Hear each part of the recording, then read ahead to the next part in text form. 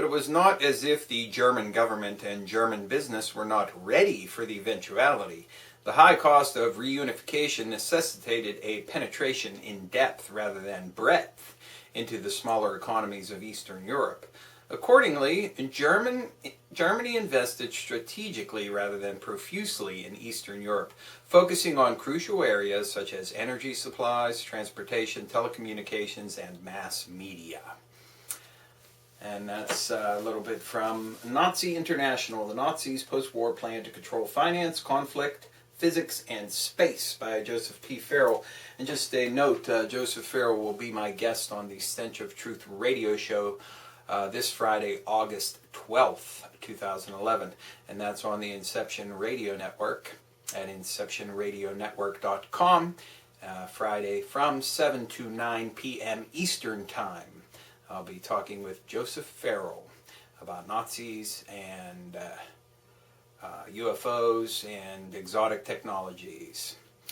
Hello and welcome to another edition of the Stench of Truth. I wanted to talk about the anarchy in the UK. This seems to be how shall I say it, a foreshadowing of what kind of thing we may see in this country. Sad to say. It may be sparked by an event that is not necessarily something way out of the ordinary.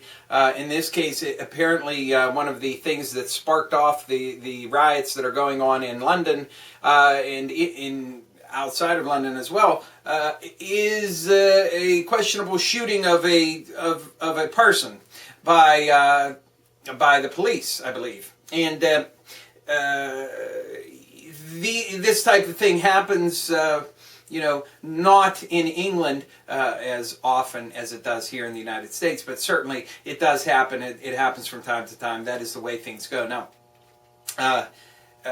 in this case, it spurred the people on to actually get out in the streets and start causing mayhem. So what do we make of it? And in the broader scheme of things, what does it mean for us here in the United States?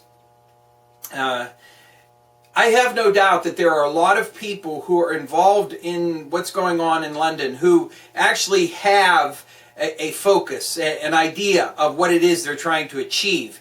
But like so many things, there are the majority of people who are focused on nothing but their own self-aggrandizement and satisfying their own initial wants, desires, and needs, or taking petty revenge on people who have wronged them or seemingly wronged them, and also exacerbating problems that are already there, particularly if you have a problem with a particular ethnic group or whatever. So I want people to realize that it's not a good idea to completely, paint with a broad brush everybody who is engaged in this activity in England with the brush of criminal, arsonist, burglar, robber, and battery committer. People who are just going out and beating people up, killing people, burning down buildings, all this kind of stuff to no net effect. But that element is there. And that's the reality whenever you let chaos out of the bag. There's no way to really control it, you understand? Chaos is not controllable. That's why it's called chaos. Now, I could see this kind of activity happening in this country, sparked by an event similar to what you're seeing there in England. Okay. But without having clear, defined goals of what you want to achieve, and without really going after the power structure itself, these flaming riots really don't have any net effect, except to make you and anybody else who would think of becoming active in that direction look like criminals and not be taken seriously. So, how do you do things without having a centralized control? I don't know. I don't have an answer for that. But you really do need to have a focus if you decide to get involved in something like this. So my only advice to people in London, if I was to give them advice, would be to say, concentrate your activity within the square mile there, within the city of London. And go after the Bank of England, go after the power structure that is there.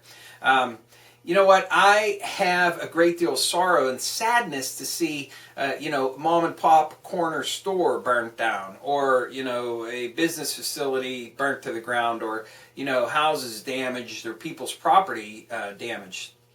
I have absolutely no care in the world if a CEO of a company who's making $500 million a year has something happen to his property. None whatsoever. And if the Bank of England were to burn down or were to mysteriously blow up, I wouldn't shed a tear, and in fact, I might even fucking clap. So you have to understand that the flaming riots of discontent are virtually worthless when it comes to achieving any kind of end result. Unless there's some kind of focused action on the power structure itself, none of this is ever going to solve anything. I mean, you've seen these types of activities in Greece and in Spain.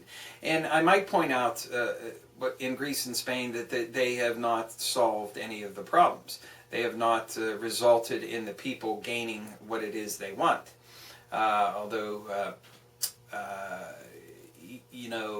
Greece perhaps is a little bit more focused on perhaps than what's going on in the UK. But can we read anything into this as far as where we're headed and what's going on? No, because quite frankly, we've had these activities and much worse in the past. So to look at this as being the beginning of the end is definitely too soon. Although I do think that we're at a point where something is going to happen.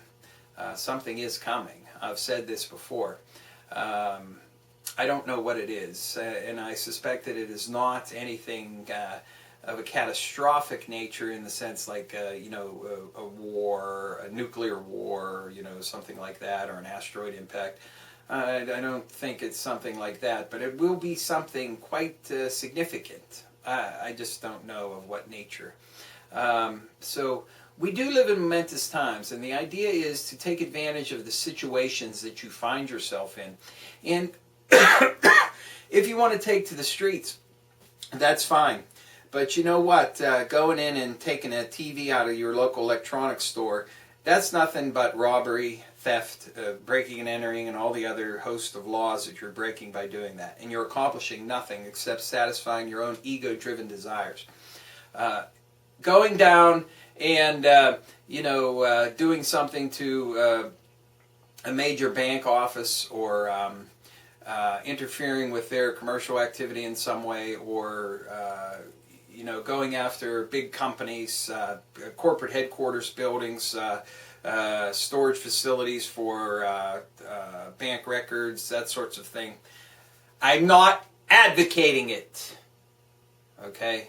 I'm not saying that you should go out and do this. But if you were to become active, and if you were to decide to do something, the only thing of any value is to go and blow up the fucking credit card companies, the major finance companies, Goldman Sachs, JP Morgan Chase, Wall Street firms, headquarters, destroy their records, destroy their facilities. That's really the only way you would have effect if you were to engage in that type of behavior. It's the only way you'd get noticed. It's the only way you'd have any kind of effect. Burning down your local store is just fucking stupid. And burning down your own goddamn neighborhood is ridiculous. So on the whole, what we're seeing, in the news presented to us, sounds like, just agitators who are trying to, cause trouble and, loot stuff they want for themselves. But there's probably a bigger story behind the scenes that the news is not covering. Understand? And that's why I say we can't paint it all with a really broad brush. I would like to see them go into the center of the city there, into the city of London. Not London, the city of London, where all the economic activity happens. And go down there and see what kind of changes they could make to that particular landscape. And I guarantee you that would have a better effect than this sort of random blowing things up and burning things and whatever have you. So that's my take on it. And I see that this is the kind of thing that we may see sporadically around this country. Now, if it exponentiates, we could look at something else, and that may be something down the road. If it actually does progress into something with a broader, a political statement, something to be made, something to be gained in a broader sense for the people of England, it's still a possibility. And of course, if we have a spark like that in this country that fosters this kind of thing, if you're going to be involved in that, remember what I said, burning down your own neighborhood is just fucking stupid. Going after your local mom and pop store because you want whatever is inside that building. You're not going to go after the power structure for what they have. You're going to go after the power structure to shut them fucking down. To put a crimp in their fucking style. You understand? So you blow up a credit card company building like in Fight Club, the movie Fight Club, and you destroy all of their records of everybody that owes them money. What does that do? That has a tremendous effect. Same thing goes for, going after these large banks that have, destroyed the economy around the world. So that's just my take on it. So, for what it's worth. Thank you. Good night.